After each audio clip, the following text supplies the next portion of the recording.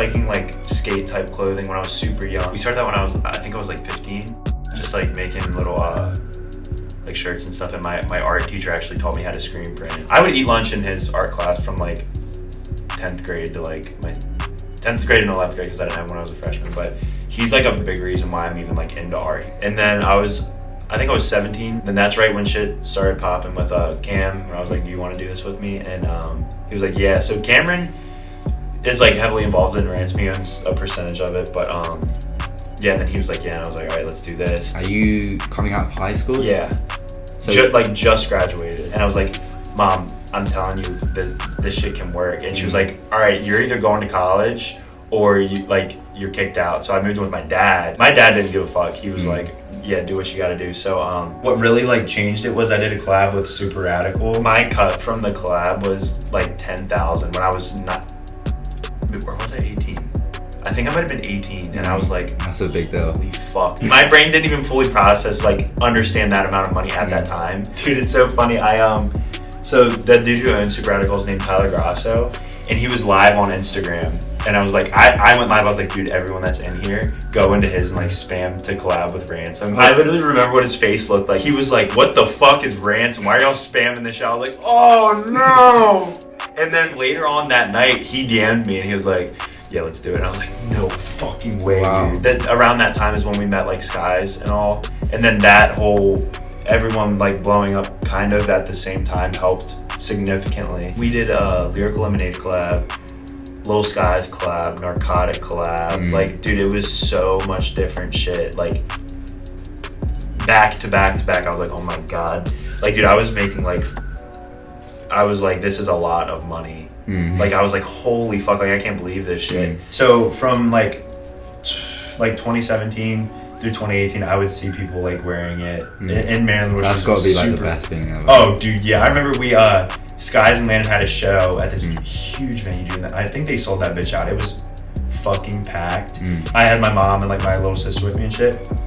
And we were leaving, and bro, it was like every fucking kid had a Ransom shirt on. We're like taking pictures with me, and I was like, this is absurd. Like, and my mom was like, what the fuck? And I was like, I don't know either. Then I started coming to LA, and I would see people just wearing it like on the street and shit too, and I'm like, this is so This is sick. crazy. I never thought it would be like that. I didn't realize that what I was doing was like building this cult like fan base that I have. And then as I realized that I was doing that and I feel like I really put my personality into shit, which people like too. And like I guess you could see that in the clothes to some extent.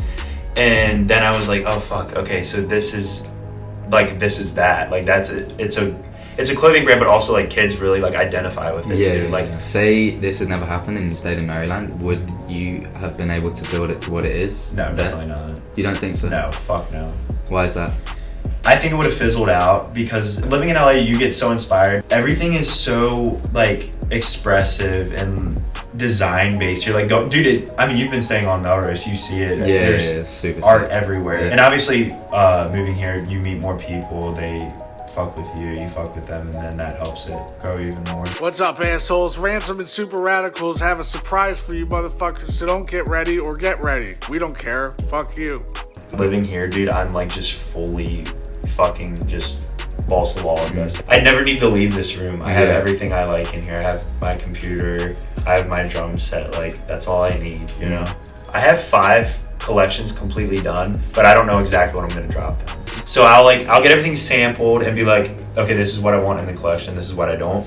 Once I have all that shit set and I feel like one collection has a real solid feel to it, I'll be like, okay, let's drop this. And that's then the one, right? Yeah, I usually only do like a week in advance, start posting about it, and then get all that shipped out and then pick the next one. For brands to stand out now, I feel like you need to, off the rip, either have like very like cool graphics or just do like cut and sew and shit, and make like household items. Like, dude, I made those chairs. Like, I feel like, dude, I get so many kids DMing me. They're like, can I send you a shirt? Dude, it's so oversaturated, like ridiculous. But if they were doing it back then, it would like in 2016, there weren't as many brands, so it would have been more like accepted, and like that would have stood out just having a brand by itself. But more recently, there's so many. It's just like, there's nothing wrong with making a t-shirt, don't get me wrong, but you literally have to stand out now.